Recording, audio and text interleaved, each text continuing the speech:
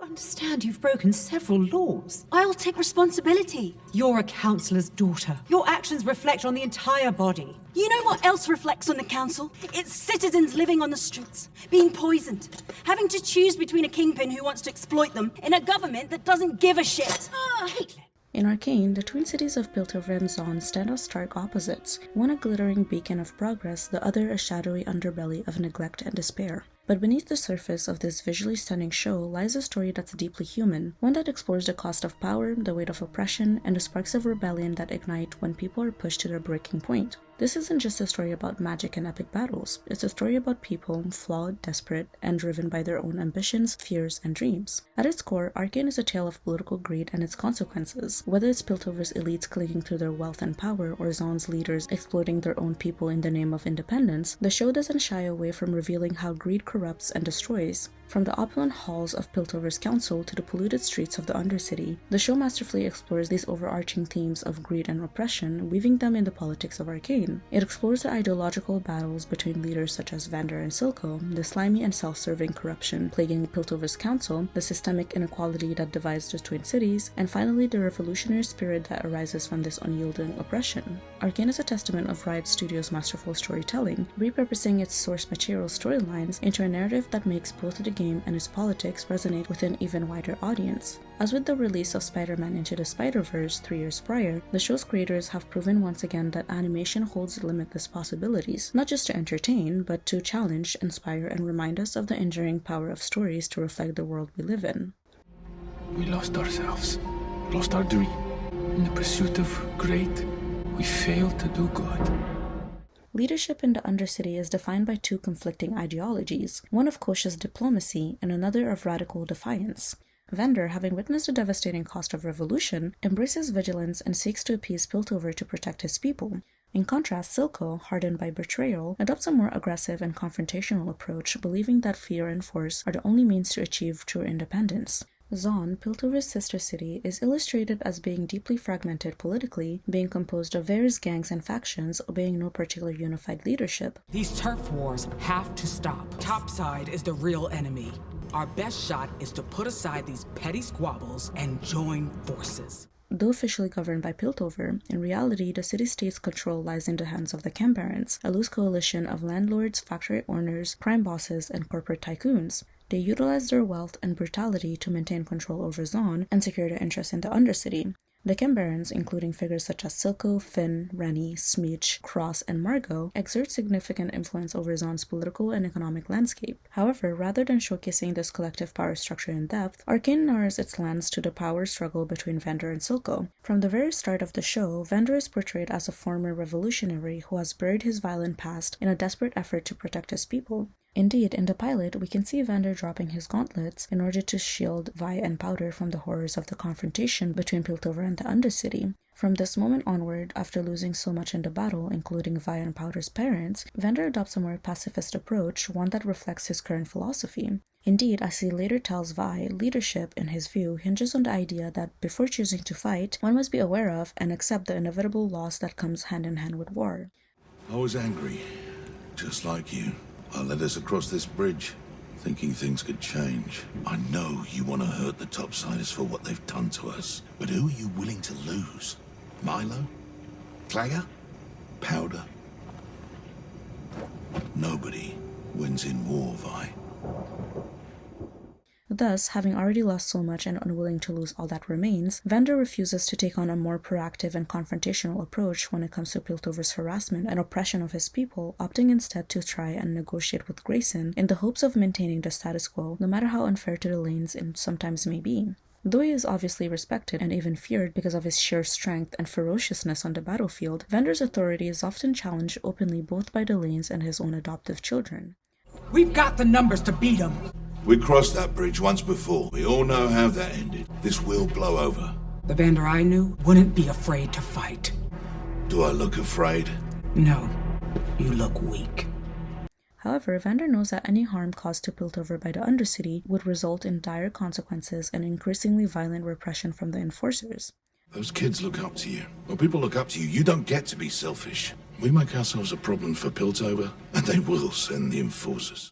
One needs not to look any further than their reaction after the heist. Of course, it is natural and even expected of Piltover to want to punish the culprits of the incident, but it seems their reaction is somewhat excessive. Even though the incident caused a significant amount of material damage, led to Jace's expulsion, and even could have resulted in someone's death, as seen in the alternate universe, it was, we must remind ourselves, something perpetrated by a group of children. Piltover's response, which included its fair share of intimidation and window breaking, was to seek the children's arrest and imprisonment for an undisclosed amount of time to make an example out of them. After all, as Vander states, the council needs its pound of flesh. These are, in my opinion, somewhat disproportionate reactions to the crime caused, a way for the council to appease its topsider citizens while absolving themselves of any blame, such as seeking to understand the source of the desperation and resentment that led these kids to react in the way that they did in the first place. Another reason behind Vander's refusal to confront Piltover is simply that he is a rather pragmatic leader. Indeed, he is very aware of the fact that their capacity is still subpar compared to Piltover even before the invention of Hextech. This disparity, he conceives, was already proved enough during their previous confrontation on the bridge, which cost the lives of many of his people, something he obviously does not want to reproduce. Moreover, Vander, having brokered an unofficial under-the-table deal with Grayson to not encroach on each other's jurisdiction, has even less incentives to put his community and loved ones in danger for what he perceives to be an unequal, pointless war against Piltover.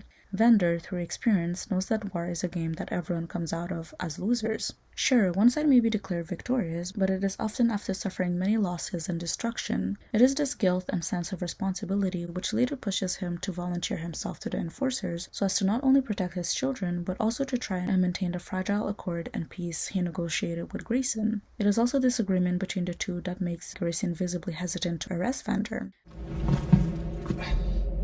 Are you gonna let us make the arrest or not? You'll oblige a doomed man one last smoke. I'm not putting you away, Amanda. The council needs its pound of flesh. Indeed, she recognizes that without his level-headedness, the lanes would descend to chaos, now lacking a leader. Without you down here, it all falls apart. Though she was partly wrong about the latter part, given that Silco proclaims himself leader of the lanes after Vander's initial demise, Grayson's reasoning is not completely wrong. Even with a leader, it would be unlikely that they would be as willing as Vander to negotiate with her and to come to a similar agreement. This possibility and the Undercity's fate is ultimately sealed when a shimmer-ridden Deckard is unleashed and ultimately kills both Grayson and Benzo, while Vander is later on stabbed by Silco, plunging the lanes into the latter's quote-unquote reign.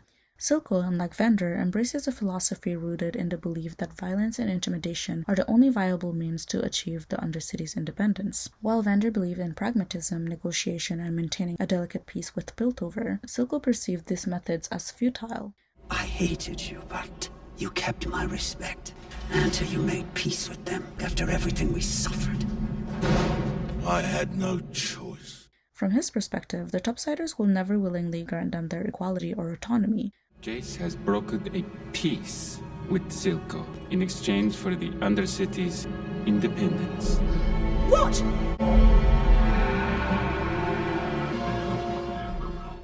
Thus, it is only through sheer terror and brute force that the Undercity can hope to carve out its own destiny. It's a little crude, I'll admit. The base violence necessary for change. But we both know Topside won't listen to anything else. This conviction to liberate his people and create an independent Zaun is a vision that he seemed to have shared with Vander prior to the battle on the bridge, after which Vander's priorities shifted to protecting what was already there rather than risking it all to fight a war with Piltover. Look at what you've done. In fighting Topside, you'd sacrifice everything that we are. It's not the way. Can't you see that? Following Vander's betrayal and fight with Silco, we see that the latter's desire to fight Piltover remains steadfast. Silco wholeheartedly believes and embodies the idea that true power only comes to those willing to do anything to achieve it, even if it means leaving a few bodies behind.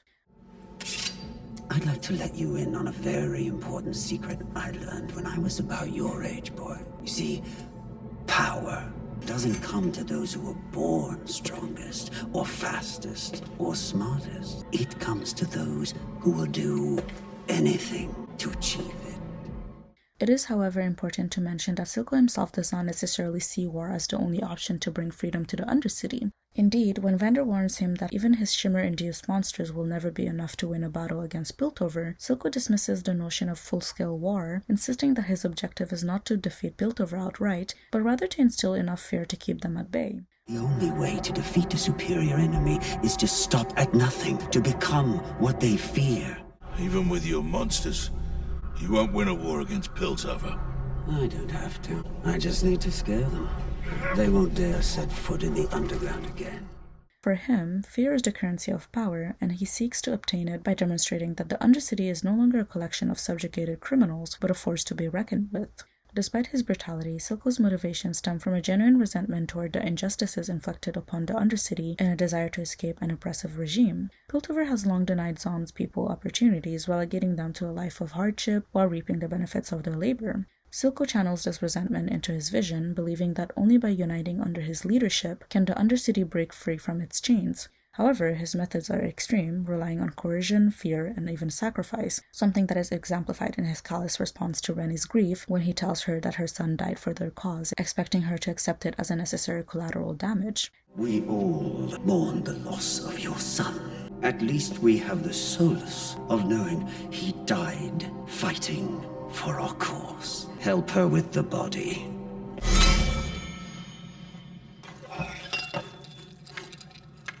I would have had your son killed for this, though I suppose we're ahead on that account. Though Silco often shows little empathy for his followers, his passion and brutality, while fueling resentment as seen in Rennie and Finn's attempted coup, are also the very trait that secure his people's loyalty. This is best illustrated with Civica, once following Vander, ultimately betraying him for Silco because she sees in him the strength and determination she believed Vander to lack. Where Vander hesitates, Silco acts decisively, and she values that above all else. Even when she grows dissatisfied with some of Silco's choices, particularly his reckless favoritism towards Jinx, she remains loyal to him because she recognizes that despite his flaws, he is the best chance the Undercity has at gaining independence. Her loyalty extends beyond Silco's death as she later tries to rally the Undercity, reminding them that their true enemy is Piltover and that their internal conflicts only serve to weaken them. Civica's loyalty to the cause even pushes her to bury the hatchet with Jinx in Season 2, something which would have seemed impossible in Season 1 given her annoyance towards Jinx's recklessness when attacking Piltover. Silco's leadership ultimately transforms the Undercity in ways Vander never would have, for better or for worse. Under his rule, shimmer production increases, further entrenching the Undercity's reliance on the substance. For instance, with the help of Dr. Revek, or Singed, Silco is able to produce an ungodly amount of shimmer, which he hopes to utilize against Piltover. This, however, seems to somewhat create more problems in the Undercity as we see several of its people, such as Huck, become addicted to the substance, which seems to be of rather easy access in the underground. Moreover, Silco's persistence to bolster Zaun's weapons in the hopes of deterring Piltover also includes his interest in the crystals, which he leaves to Jinx to figure out rather than the biology and chemistry proficient Singed. He hopes that, given her intelligence and desire to be of use to him, Jinx will be able to harness the crystal's capabilities to create weapons. Silco's reasoning here is very similar to what we have in the real world, but instead of Hextech, our politicians use something like nuclear weapons to deter others from attacking them. The logic here being that, assuming that every state actor is a rational one, they will want to avoid having their entire nation wiped out by something as destructive as nuclear warheads. This would, it is hoped, push them to go through diplomatic avenues or waging wars with quote-unquote traditional weapons, sparing us all. Unfortunately for Silco, Jinx, a non-rational actor, ultimately uses the weapons she created to attempt and wipe out the entire council, rather than try and simply deter or scare Piltover, instead encouraging them to retaliate. In the absence of both Vander and Silco, the Undercity is left in turmoil. While Vander sought stability and peace through compromise, and Silco sought freedom through fear and force, neither was really able to create a lasting solution. It is only when Jinx emerges as a symbolic figure that the Undercity finds a new, albeit volatile, rallying point, one that is as unpredictable and chaotic as the world she inhabits. When it comes to Piltover's council, it is somewhat similar to its Zaunite counterpart. Though Zaun does not have an official council as in Piltover per se, it is notably run by an elite, the Chembarons, themselves led by Silco. Similarly to Zaun, Piltover's council, in essence, is structured as an oligarchy or a rule by a few powerful elites. Indeed, the council is composed of influential and wealthy figures from various sectors including merchants and academics, making it both a plutocracy and a technocracy. Here, plutocracy refers to a rule by the wealthy, represented by key members such as Mel Medarda, who is the richest person in Piltover, as well as Cassandra Kiraman. Piltover's council is a notable plutocratic government body as it awards a lot of importance and power to those that are affluent, such as the aforementioned members, giving them a lot of sway when it comes to policymaking. As for technocracy, it refers to a rule by experts, here represented by members such as Heimerdinger and later on Jace. Given that Piltover is known as the City of Progress and it gives much importance to scientific endeavors, the previously mentioned academics present as counselors have their fair share of political influence due to their scientific expertise. Thus, given that each member of the council is influential in their own right, their votes are, in theory, equal. Indeed, decisions are made collectively by the council members, where they borrow from democratic regimes stating that the majority rules. In practice, however, some members, thanks to their substantial wealth and diplomatic acumen, tend to be quite good at influencing the decisions of their fellow councillors, as observed with the interaction between Mel Medarda and Tormund Hoskell in Season 1. I move that Jace be summarily expelled from the Academy. All those in favor?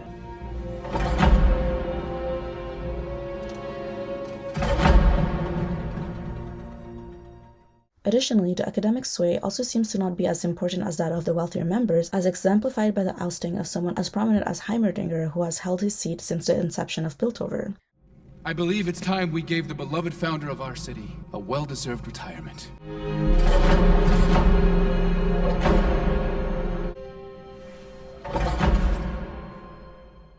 Moreover, like most oligarchies, Piltover's council is an authoritarian regime which concentrates power in the hands of its members.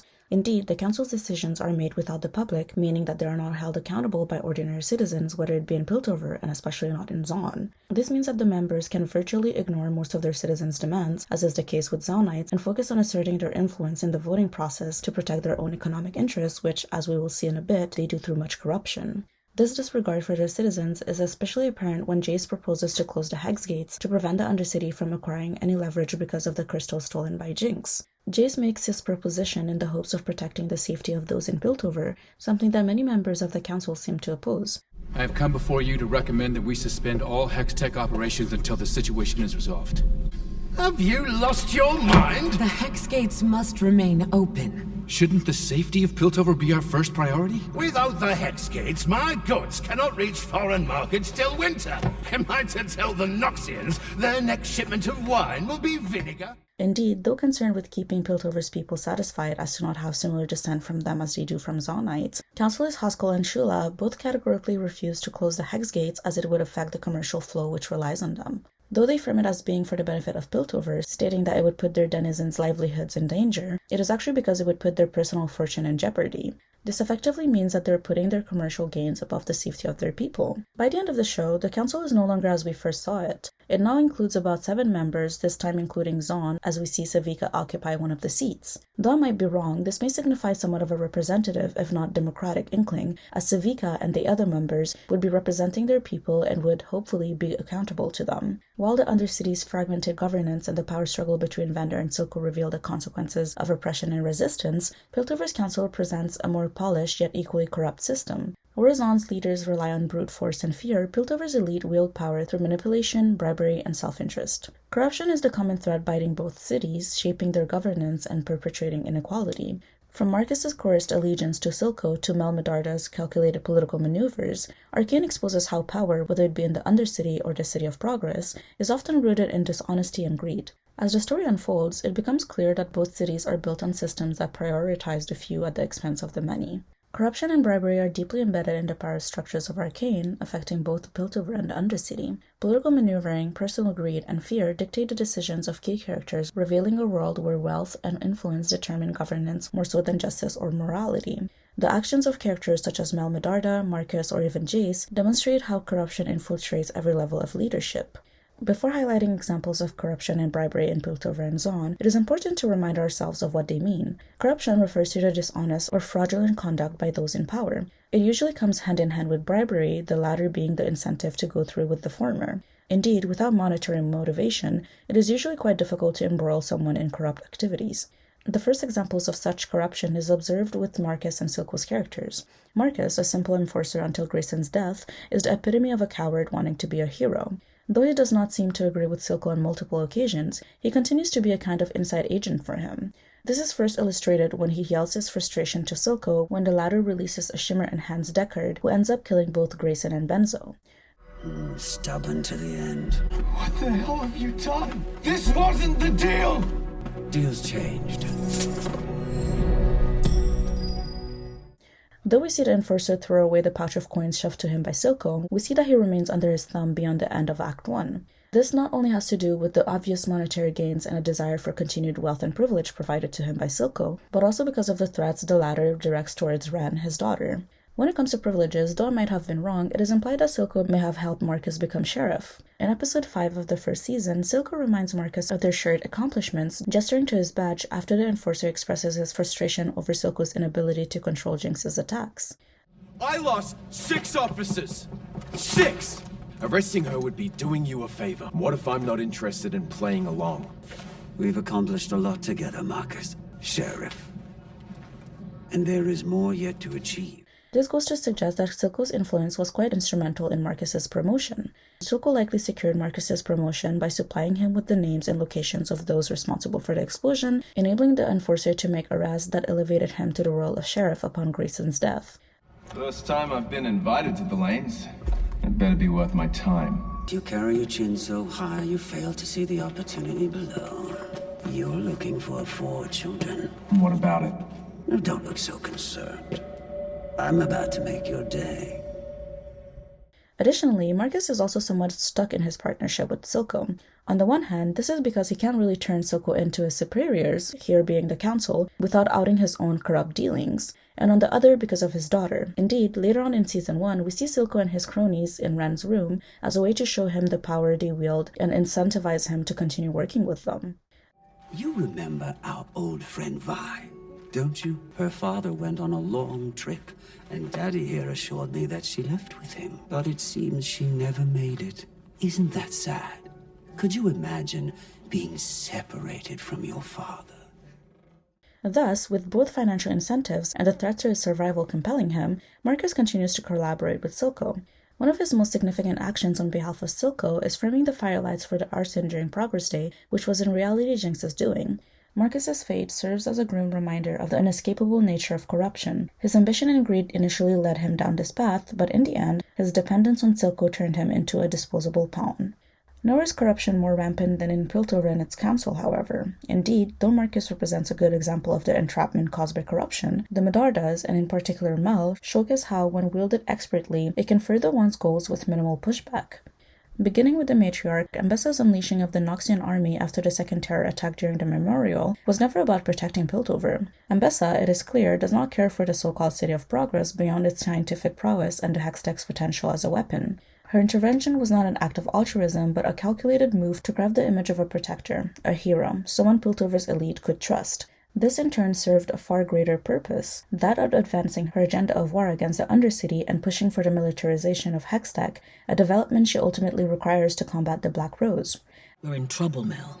The man who killed your brother doesn't believe the score is settled, and his resources exceed ours. If there is a chance Hextech can be weaponized, we must have it. While this display is a testament to her political cunning, it is also a striking revelation of corruption. The attack that nearly cost the lives of many of Piltover's citizens, including her own daughter and Jace, one of the very scientists she needs to forge her weapons, was no spontaneous act of violence but a meticulously orchestrated event. Indeed, later in the season, it is revealed that Ambessa herself played a hand in the chaos, working alongside some of the Cambarans who once served Silco, including Rennie. In fact, Rictus, Ambessa's personal guard, is seen persuading Rennie to strike during the memorial, framing it as an act of vengeance for her son's death at the hands of Jace. Vengeance for your son.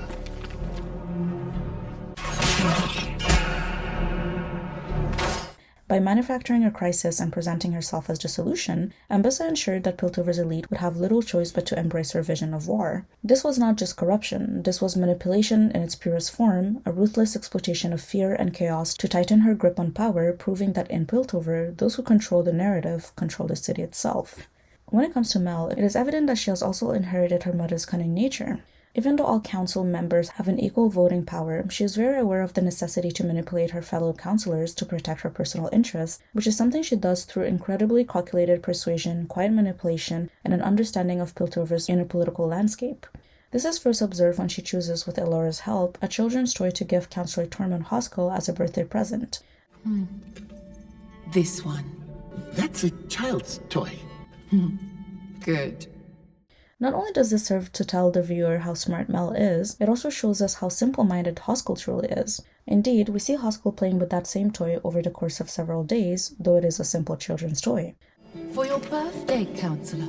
Oh, Mel, this is too kind. Meanwhile, this present, though an insulting one for the sharp-minded, is enough to rally Hoskell to Mel's side, as she seems to be the only one to have remembered his birthday among the council members, which is exemplified with Solo's ridiculous and rushed attempt at giving his pine nuts to Hoskell. And I bought you some ginkgo nuts. Ah! Don't you know I'm allergic? Though Mel holds incredible influence in Piltover's council, given her fortune, which awards her the title of the richest individual in the entire city, it is through such discreet manipulations that she is able to further sway the other members. This is exemplified shortly after the whole Hoskell debacle, as he is seen voting with her when it comes to deciding on Jace's punishment, following his unauthorized experimentation with the crystals. Though she is influential on her own, in Mel's view, it never hurts to have another member of the ruling elite on her side. Beyond personal favors, corruption in the council runs deeper, facilitated through bribes, secret deals, and a shared taste for indulgence. Mel openly acknowledges this when she describes Amara, a merchant associated with the Black Rose, as having quote-unquote accepted the Academy's patronage, a veiled way of saying she paid for leniency pertaining to trade restrictions. Even Jace, still naive to the inner workings of the council, recognizes this as blatant corruption. We're not here for the performance. Your house is in trouble. That merchant formerly enjoyed certain leniencies with regard to her trade in exchange for her generous Academy patronage. By leniencies, you mean corruption. Yet such transactions are commonplace, as evidenced by the bond between Salo and Hoskell, two men who otherwise despise each other but find common ground in their mutual love for illegal Noxian spirits. These expensive imports, Mel tells Jace, are technically banned, unless of course one is wealthy and well-connected enough to exploit loopholes and bribe the right people. Don't they hate each other? But they share a taste for the fine and Noxian spirits, technically an illegal import.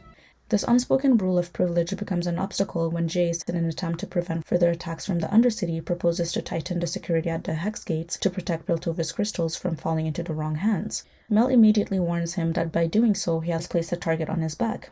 Indeed, given that many in Piltover's elites have fortunes that depend on unregulated trade, tighter security would be a threat to their wealth and, ultimately, their power. This tension is evident when Amara confronts Mel at the theater, subtly voicing her displeasure over enforcers raiding her home. Mel, ever the tactician, plays it off as Jace attempting to prove the importance of security, while simultaneously reassuring Amara that such intrusions will not happen again, so long as their visions align. I had quite a shock this morning. Enforcers banging on my door. Jace had to make a show of safety. Councillor Tallis is willing to reinstate former trade privileges to those who share his vision. Jace, despite his initial resistance to political games, ultimately caves, offering the merchant an even greater deal, to become a Hextech partner, ensuring that she will always be the first in line for any new development. I can't compromise the safety of the Hex Gates for collateral. These are simply favors amongst friends. I never wanted anything to do with politics. You pushed this on me. The Hex Gates are only the beginning. We're currently looking for new partners in our Hextech research. And as a supporter of House Tallis, you'd be the first in line to any of our advancements. This is a turning point not just for Jace but for the entire council. Soon, every member except for Heimerdinger has aligned with Jace and Mel, prioritizing unchecked scientific progress over caution. Their self-interest becomes clear when they later agree to force Heimerdinger into retirement, removing the last voice advocating for slow, responsible progress rather than reckless, profit-driven expansion. This entanglement between Mel and Jace extends beyond politics and into their personal lives. When Mel initiates a romantic relationship with Jace, the timing is far from coincidental. Their growing attraction ensures that Jace is fully under her influence when it comes to council meetings and major decisions. It's been suggested that they may have found a way to utilize the gemstone. That would mean they've turned it into a weapon. Well, do we know this for certain? We can't afford to wait to find out. You want us to build weapons? Absolutely not. The peace is already broken, Jace. I'm only asking you to prepare to defend your people. The decision is yours. What began as a push for progress quickly devolves into unchecked greed, proving that in Piltover, corruption is not merely a flaw in the system, it is the system. For Piltover's elite, whose governance is steeped in deception and self-serving policies, it is crucial to frame Zaun's suffering as a necessity to ensure domestic security. By employing a dual strategy of propaganda and dehumanization, tactics that have long been used to justify their inaction and repression, they mold public opinion into one imbued with deep-rooted prejudice. Throughout the first season, Marcus's language and behavior provide a stark example of how suspicion and fear are weaponized against the residents of the Undercity. Following the explosion in Jace's lab, the enforcers, including Marcus, are seen barging into the last drop. Marcus, a product of Piltover's disdain for the Undercity, employs a tactic common to oppressive regimes, dehumanizing the oppressed to justify further violence and subjugation. This is done in not-so-subtle ways, as the enforcers heard qualifying the perpetrators of the heist being Vi, Powder, Clagger, and Milo as some quote-unquote trencher trash, taking away their humanity. Something I can help you with? Some trencher trash attacked one of the buildings in the Academy District.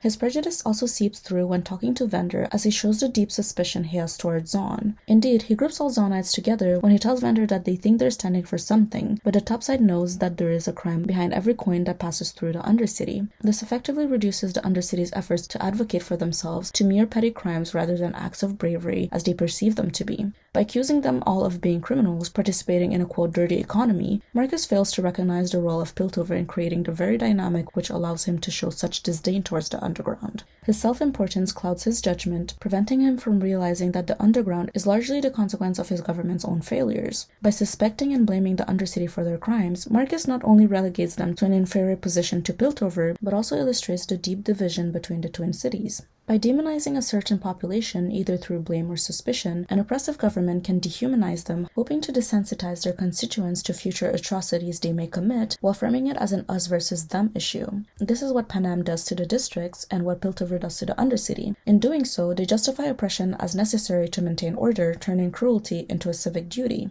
Prejudice is observed even in the most understanding of Piltover's characters. This is the case with Caitlin, whose views of Zaun evolves in a rather negative yet understandable manner following Jinx's attack, which notably led to her mother's death. Initially, Caitlin, though still displaying the same suspicion towards Undercity folks as Marcus, seems somewhat more aware of Piltover's wrongdoings. When she meets Vi in her cell, she makes it clear that she would never trust someone like her, an obvious bias that Vi reciprocates by describing her and enforcers in general as asshole criminals in fancy uniforms. I need proof if I'm to believe what you're saying about Silco. I could get it for you, just not from in here.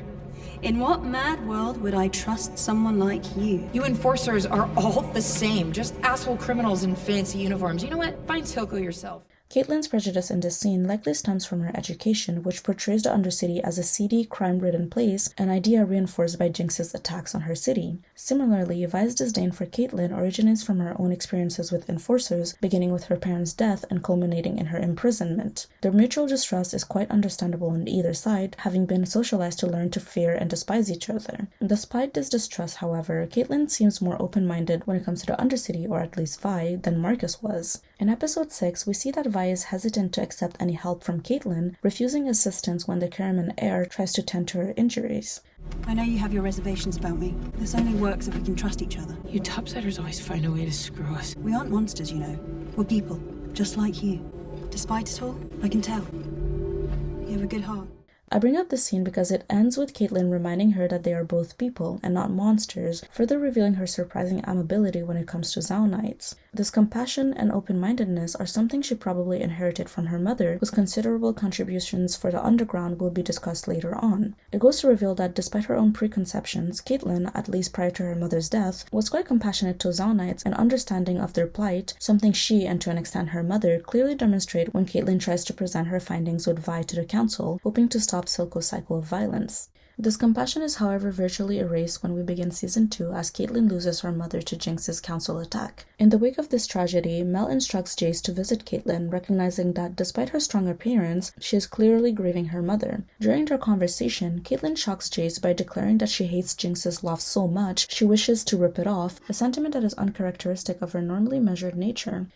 But then there's Jinx laughing. I want to tear that laugh from her throat forever. Kate. She later admits that one horrible act makes it all too easy to hate, yet she stops short of considering that those from the Undercity might harbor similar resentment towards the Topsiders. I just understand now how easy it is to hate them. One vicious act. The emotional fallout continues as, after an attack during the memorial, Caitlin condemns the perpetrators, describing them as animals for pulling such a grim spectacle. A memorial? What kind of animals? This, though understandable as it is stemming from her immense grief and frustration, echoes Marcus's earlier dehumanizing remarks. Vi, however, points out that the attackers intended to use the moment to incite fear by targeting everyone important at once. This prejudice is deeply entwined with the widespread fear fueled by Zaun's attack on the topside, and is deliberately weaponized by Piltover's elite to serve their interests while reinforcing the systemic oppression of Zaunites. The main example of this is the Councilor's use of fear to justify their retaliation against Zaun, often pointing to Jinx and her stunts as the catalyst. We first see it when the enforcers are sent into the lanes to retrieve the kids after the explosion. Needing to prove prove to their topside denizens that they are a competent and united ruling body, the council decides to unleash the enforcers into the lanes to 1. Intimidate the Undercity folks, and 2. Arrest the culprits. Let us address the matter at hand. Our people are scared, suffering. They need to know their leaders have the situation under control. Even Grayson, Piltover's then sheriff, is heard questioning the council's harshness, as on top of conducting extensive interrogations in the underground, they've also frozen commerce for half of them, essentially crippling their economy and way of life. We've conducted exhaustive interrogations, frozen commerce for half the district. With all due respect, Counselor, don't you think we've pushed them hard enough? Turn the Undercity upside down if you have to. Just fight them. Here, fear is utilized on the one hand to punish those daring to disturb the status quo, and on the other, justify furthering the misery and abuse of Zaunites. Piltover's economic retaliation is seen again after Jinx's arson on Progress Day, which resulted in the deaths of several enforcers. As fear of the Undercity grows with each attack, the council seizes the opportunity to freeze merchandise at the borders, effectively cutting off the Undercity's profits. This border shutdown has people agitated. As expected, the response escalates into even more violent actions after Jinx launches a rocket into the council, killing 3 of its 7 members. Councillor Sallow, feeling that the topside was not only severely weakened but humiliated, proposes to show force by descending into the Undercity with hex weapons, only being dissuaded by Caitlin, who, despite her immense grief and hatred towards Jinx, recognizes that collective punishment would be unfair given that many in Zaun are innocent. An unprecedented show of force. We flood the Undercity with enforcers, armed with hex tech. Innocents will be caught in the crossfire. Here, Blondie is trying to take advantage of the tragedy to engage in a retaliatory attack, which, as wisely stated by Mel, would only lead the Undercity, then weakened by Silco's death, to unite against a similar enemy. Silco is dead. The underground leaderless. If we follow your plan, we risk unifying them against us. We use a division against them. Pin the attack on Jinx. Post a reward too substantial to ignore. Mel ultimately bends to Sallow's will, but only partially, agreeing to invade the Undercity in response to Jinx's actions and to assert the legitimacy and garner the support of their citizens. This leads to the infamous Jinx posters, which depict her as a crazed criminal with the aim of sowing division. Here, Mel employs the age-old tactic of divide and conquer, hoping to turn the Undercity against Jinx. This tactic initially succeeds, as seen with Smeech's ambush of Jinx. But I got a different solution. We give them Jinx. That's all they really want. Though Piltover's ruling elite weaponizes their constituents' fear to perpetuate the discrimination of Zaunites, it is also used for more noble purposes, such as mobilizing both cities against Victor and the Noxian army in the finale. Indeed, Jace convenes a meeting bringing together figures from both Piltover and Zaun, using one of Victor's defeated creatures as a rallying symbol against the impending conflict. Framing the threat as one that transcends their divisions, he presents them with a choice: flee or stand together in the face of war. Many, particularly Zaunites, initially opt to leave, an unsurprising reaction given their long-standing mistrust of Piltover's leadership. However, some ultimately choose to return and fight, whether driven by necessity, solidarity, or the realization that survival demands unity. Savika, who initially walks away, later reappears to take part in the battle. By leveraging fear to forge a fragile alliance, Piltover's elite momentarily bridged the deep-seated divide between the two cities. Yet, some may argue that their motivations remain rooted in self-preservation rather than genuine reconciliation. Additionally, fear serves as a potent tool not only to justify oppression and violence, but also to rationalize the militarization of Piltover through the development of hextech weaponry, an example of what we call a security dilemma. A security dilemma operates on a self-perpetuating cycle. When one city strengthens its security, it prompts its rival to perceive a heightened threat, which in turn leads to further militarization, escalating tensions indefinitely. In Season 1, Mel tells Jace and Victor of her desire to build weapons using hextech as a countermeasure in case the Undercity acts first, given that they are in possession of some of the crystals thanks to Jinx. This is something that makes sense both economically and politically for Mel, as it would not only probably grow her already sizable fortune with importing investments, but it would also serve as a deterrent, meaning a way to halt future attacks from Zaun. Mel, though she does not want to use the weapons and simply wants them as some sort of safety net, seems to forget that the Undercity is also still technically made up of their own people. This goes to show how much fear and prejudice led them to demonize and dehumanize them over the years, making her choose some of her denizens over others. For too long has the underground been left unchecked. They may not be your preferred constituents, but they're still our people.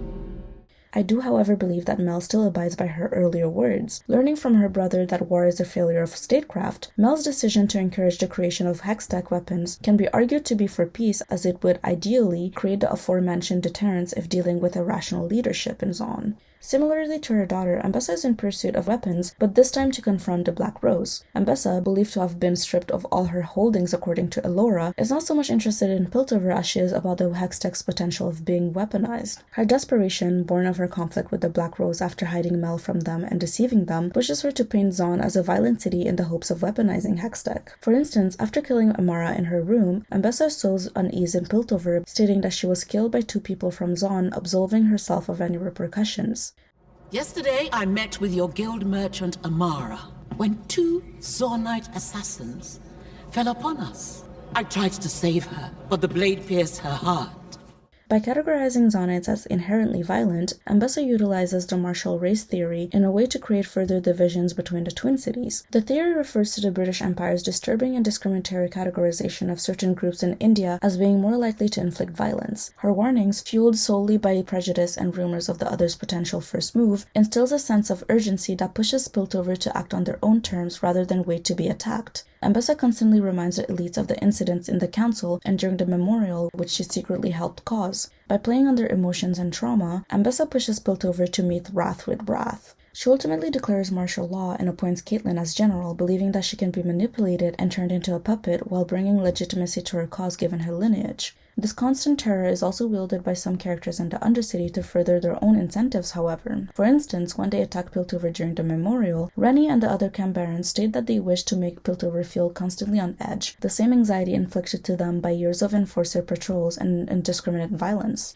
Additionally, Vi exploits Jace's anger and grief over the massacre Jinx caused on the bridge, encouraging him to help destroy Silco's shimmer supplies. He ends up agreeing, despite Caitlyn and Mel cautioning him against entering the Undercity by force, warning him that it could provoke a war between the cities. Ultimately, when people driven by fear, such as Vi and Jace, take actions, others, often innocents, end up bearing the brunt of the consequences. This is exactly what we see happen with Jace and Vi, as the former causes the death of Rennie's son. It is only when all these avoidable conflicts are fought and quote-unquote won that we finally understand that it is the exploited children forced into Silco's service who suffer the most, victims of a struggle they never chose, with their futures stolen by a relentless cycle of violence. As Piltover prospers through Hextech innovation, Zaun suffers under the weight of poverty, pollution, and exploitation, factors that will shape the struggle of its people.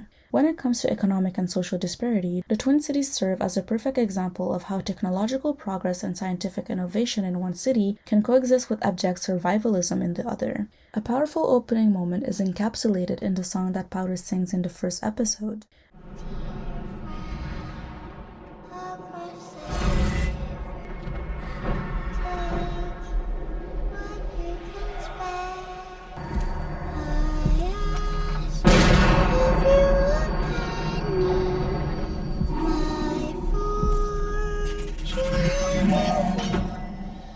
Indeed, in the song, she is heard pleading with someone across the river, likely a Piltover denizen, for money. This sets the tone for the enduring inequalities between the Twin Cities, highlighting how economic disparities define the lived experience on both sides. It is clear that poverty is a constant in Zaunites' lives, as shown by the plight of Vander's children during the heist and Aisha's introduction to the audience. When it comes to the heist, we learn that Vi, Powder, Clagger, and Milo are pulling it not only because it was suggested to them by Echo, but also because they want to emulate Vander. Here it reveals that their side of the city has been neglected and deprived for decades, driving them, like Vander, to try to remedy their misery by robbing the topside. Throughout their mission, the kids frequently remark on the topsiders' privileges, underscoring the stark contrast between the two cities. For instance, before reaching the lab, Violet is seen musing with Clagger about whether the topside ever goes hungry, while Powder rushes to devour a sandwich left out on a counter, caring little for its freshness and only grateful for sustenance. Look around you. You think anyone topside's going hungry? This is exactly the sort of job Vander would have pulled when he was our age. These moments suggest that hunger is a daily reality for them. Years later, this theme endures as the Undercity is depicted as being filled with people who are starving, sick, and ravaged by Shimmer, with even Jinx appearing malnourished and exhausted in a way no teenager should be. Later, when they get to the lanes, they're confronted by Deckard and his little acolytes who try to steal their gains. Though he is an obvious annoyance for Vander's kids, it is also somewhat apparent that he does that because he is probably experiencing the same despair for sustenance as they do. You were supposed to follow them and not interfere. It was their fault. The explosion in the upper city. Smartest thing you ever said, boy. Get him a meal. In Season 2, we see this inequality briefly illustrated with Isha's character introduction. We see the girl, who is no more than 10 years old, running away from a group of men. Initially, I thought that this may have been an Aladdin situation where she is chased down for stealing some food or something, but by scouring Reddit, it seems that it is probably because Isha escaped one of the mines where she was forced to work. This theory is somewhat evidenced by the hat we see her wear throughout the season, which looks like one of the hats miners wear in Vander's flashbacks. It is quite heartbreaking to see how children in the Undercity, when not rotting away in the streets, are often forced into child labor while the Topside's children can enjoy their privileges and childhood. Isha's situation is all the more concerning and heartbreaking when we realize that she would rather follow Jinx, someone who's shot a bunch of people, rather than run away. Obviously, this is because Jinx saved her from her assailants and she feels safe with her, but it is nonetheless alarming and goes to make us wonder what atrocities Isha witnessed in her short life before meeting her adoptive sister. The rapid development spurred by Hextech has transformed Piltover into a beacon of prosperity. However, while Piltover moves forward, continuously refining its technological prowess, it does so at the expense of Zaun. Jace's speech on Progress Day exemplifies this contradiction. This year, we've created something new for you. Things that will bring an end to your hardships, whether you're the scion of our high houses or an honest laborer from the underground. However, his words ring hollow upon closer scrutiny. Indeed, it is revealed that a critical failsafe of the Hextech installed underground is designed to protect the Topside from a potential catastrophic failure. I thought the gemstone mesh was installed above ground. We weren't sure what would happen if the gate overloaded, so we installed a failsafe at the base. So instead of it exploding in your neighborhood, it would blow up in ours. The dangers and downsides of Hextech are deliberately relegated to the Undercity. While Piltover reaps the benefits of technological innovation, the Undercity's people suffer the consequences, a grim reminder of how the promise of progress is unequally distributed. The very progress that elevates Piltover, its clean air, refined infrastructure, and technological marvels, is built on the exploitation of the Undercity, where people are left to breathe toxic fumes and endure neglect. Adding to this harsh reality is shimmer, a harmful substance that spreads effortlessly throughout the Undercity like an invasive force, permeating every alley and corner. Pollution appears as somewhat of a physical representation of oppression, poisoning the air and water, while shimmer offers temporary relief, deepening the cycle of addiction and suffering. In the midst of this overwhelming despair, many Zaunites turn to Jana, a revered wind spirit and goddess, to find solace and comfort. Together, these elements underscore how Piltover's triumph is inseparable from the exploitation and neglect of Zaun, magnifying the social disparities that define these intertwined worlds. When it comes to Shimmer, the Undercity is plagued by its seductive ravages. Indeed, we see throughout the show users, including Huck, hiding in dark alleys and withering away because of the illness that is addiction. As Echo mentions after reuniting with Violet, everyone in the Undercity is either an addict or a victim. After Vander died, Silco flooded the lanes with shimmer. He didn't care what it did to people. Everyone here was an addict or a victim. Echo's words make it evident that Silco seems to purposely flood the lanes with shimmer. This tactic, if true, serves two distinct purposes. First, it acts as a deterrent weapon against Piltover, as evidenced by Deckard's actions at the end of Act 1, and second, it ensures that the Cambarans remain well compensated, creating a continuous economic incentive to maintain and even expand its production, despite it being detrimental to their people's well-being. As Silco stated in Season 1, power comes to those willing to do anything to achieve it, even if it means putting some Zaunites' lives on the line. This exploitation is most apparent in Episode 9, when we learn that most of Silco's Shimmer factory workers are only children. This revelation is an obvious indictment not only of Piltover's long-standing negligence of the Undercity, but also of Silco and his Cambarans, who all share a callous disregard of Zaunites' lives. Through Shimmer, Arcane lays bare a relentless cycle of addiction and exploitation, a cycle that is both a symptom and a mechanism of the deep social disparities between Piltover and Zaun. An example of the substance's human toll is exemplified in Victor's encounter with some of its victims. Victor is mugged by a group so driven by their addiction that they attempt to steal his cane in order to get money to secure more of the purple substance. Careful not to scrape up the gear.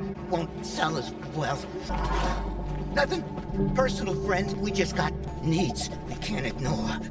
Although aggressive, it is clear that they act out of sheer necessity and hardly out of malice. Deep down, these individuals are not eager to hurt Victor, as Huck tells them. Their behavior is a tragic consequence of a cycle of dependence on Shimmer which they cannot escape. When Victor intervenes and, quote, heals them, their gratitude is obvious. Ultimately, all they needed is empathy and help, as their condition is not one that they are willingly choosing to remain in. Though the plague that is Shimmer is solely caused and maintained by Silco and Singed, the pollution and environmental decay of the Undercity Undercity is almost entirely Piltover's own doing. The industrial boom in Piltover, exacerbated by its hectic advancements, has transformed Zaun's atmosphere and environment. From the very first episodes, we see that the Undercity's air, described by Silco as being thicker than the topsides, is noxious. This is punctuated by the enforcers entering the lanes wearing a mask, unable to tolerate the suffocating atmosphere, while the locals, having no other choice, have long adapted to it. However, this pollution is not a new affliction for the Undercity, but a deeply rooted issue that has plagued its people for generations. Following her mother's death, Caitlin goes through old archives using the Karaman key that was left behind for her. Among them, we hear Cassandra, her mother, narrating the urgent need to develop a ventilation system to counteract the toxic air suffocating Zaun. She declares that the underground deserves to breathe.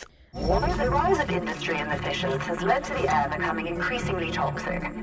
I've instructed our architects to devise a ventilation system. The people of the underground deserve to breathe.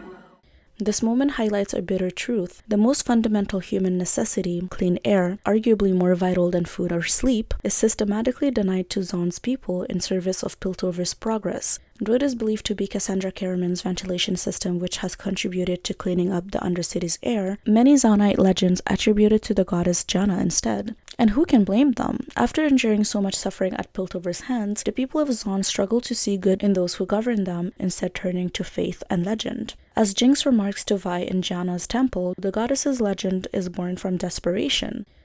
Don't you remember the old Janna bedtime stories? Miners trapped underground, air running thin. But then, some wispy wind woman wafts to their rescue. Wild, the kind of crap people get up to when you choke them out. In the absence of reliable leadership, belief in Janna offers the hope and solace that governing bodies have failed to provide. Whether real or imagined, she becomes more than a myth. She is the embodiment of a people's need to believe in something beyond their relentless decay. Though some might deem it to be a bit far-fetched, Silco's eyes is also another manifestation of the pollution found in the Undercity. Indeed, the scar near his eye became infected by the toxic, heavily contaminated water, leaving him permanently disfigured.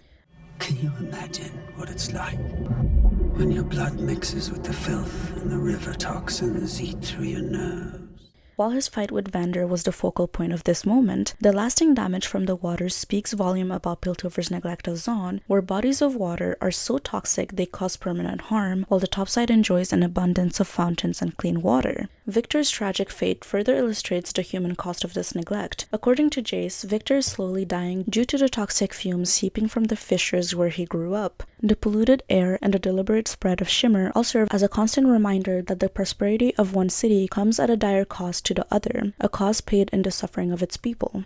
As we well know, oppression often leads to resistance. The more Piltover enforces its control, the more Zaun's people push back. And at the heart of this conflict is Jinx, a character which is both feared and celebrated. Like many other aspects of ARCANE that embody a certain duality, Jinx herself reflects the paradox of revolutionary figures hailed as a hero by Zaun, while condemned as an agent of terror by Piltover. This contrast is especially clear when she lures and attacks the enforcers present with Caitlin during Progress Day. Beyond inflicting casualties on Piltover, the explosion sends a message. Zaun is powerful enough to shake Piltover's illusion of security, disrupting the stability denied to the Undercity and which Piltover citizens take for granted. Though I do not want to bore you with the political science aspect of things, I believe it is important if we want to understand why Jinx becomes a symbol for Zaun. Her transformation into an emblem of resistance follows a recognizable pattern in social movements where a singular figure becomes a rallying point for the oppressed. The depiction of her holding a flag and leading a riot mirrors the way historical and contemporary movements use iconography to inspire and unify supporters. In other words, art is inherently political in this context as it is used to rally people around the cause. Often, social movements such as seen in Zaun surrounding Jinx or in Panem when it comes to Katniss emerge when there is a significant economic or political shift, giving protesters the opportunity to direct their demands towards a weakened or divided elite. Now when it comes to ARCANE, the political shifts primarily occur when 1. Silco is killed, and 2. when Jinx launches her rocket into the council, killing a large part of the ruling body and thus weakening both sides. With a weakened council and Zaun's population desperate for representation, leadership, and unity, we have the perfect opportunity to create a social movement such as the one we see emerging in the Undercity. Though I do not think Jinx intended for any of this resistance and rallying around her to occur, she becomes a symbol for Zaunites who need a face to rally behind and fight for. By personifying what it is they are fighting for, in this case equality or even independence from Piltover, they create what political scientist Benedict Anderson calls an imagined community. It is defined as being imagined because even though most of the members of even the smallest of nations will never meet or know every single one of their fellow members, they share a sense of belonging. This creates a feeling of interconnectedness on the basis of struggle, which ultimately strengthens the movement and helps further their cause. Savika's speech at Vender's statue further emphasizes the symbol's necessity. She acknowledges past divisions among the people of Zaun, Firelights, Goons, Jinxers, but also urges unity under a shared identity as Zaunites to appear as a united front to the oppressor, here being Piltover. Jinx's influence extends beyond symbolism, however. She gives people courage and a rallying point for their frustrations. This is particularly evident at the security checkpoint where Rictus targets a Jinxer. Her blue hair, similar to our protagonist, signals to those around her that she is part of the quote-unquote resistance. Rictus's word to the Jinxer are also expected of a repressive government wanting to diffuse the flames before they spread too far. His statement, "She hides while you suffer," is an explicit attempt to sow division among Zaunites, much like President Snow's strategy in the Hunger Games to discredit Katniss as a symbol of the rebellion by painting her as one of the Capitol's pawn instead. Katniss Everdeen is a symbol. They think she's one of them. We need to show that she's one of us. They're gonna hate her so much, they might just kill her for you. Something that in both cases somewhat fails. Maddie, despite being something I can't pronounce without being demonetized, offers an insightful observation when speaking to Caitlin. I think we've made them desperate for something to believe in. When people see a tangible figure representing their struggle, they are more likely to resist oppression. For instance, the explosion at the border raises the possibility that it is not Jinx herself but a copycat which detonated it, showing how movements can evolve beyond their leaders or symbols. However, being a symbol comes at a cost. Jinx is not a willing revolutionary, nor does she seek to lead a movement. If you care so much about me playing your stupid revolution game, speak up now. Or I guess you're really gone, and there's no reason to stay here anymore.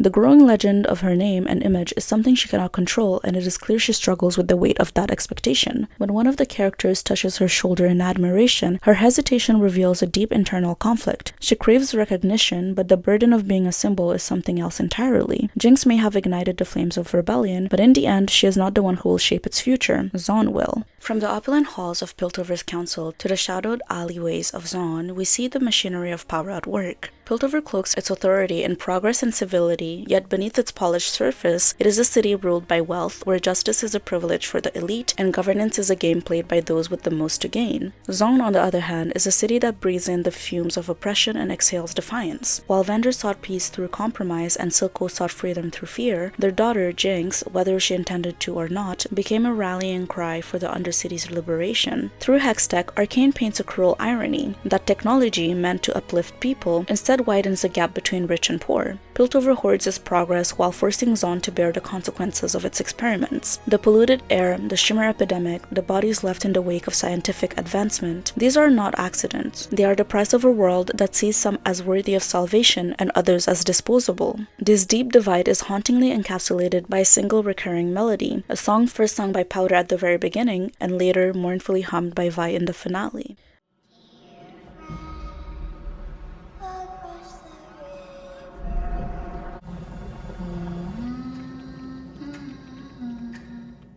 Its plaintive lyrics serve as a constant reminder of the economic and social inequality that separates the two cities. Arcane is not a neatly wrapped tale of triumph or despair. It is a reflection of life itself, a series of struggles, compromises, and small acts of defiance that shape one's destiny. And in that persistent, soft melody, we find a final reminder that even when the world seems divided beyond repair, the yearning for justice and the courage to rise above oppression remain ever present. It's not enough to give people what they need to survive. You have to give them what they need to live.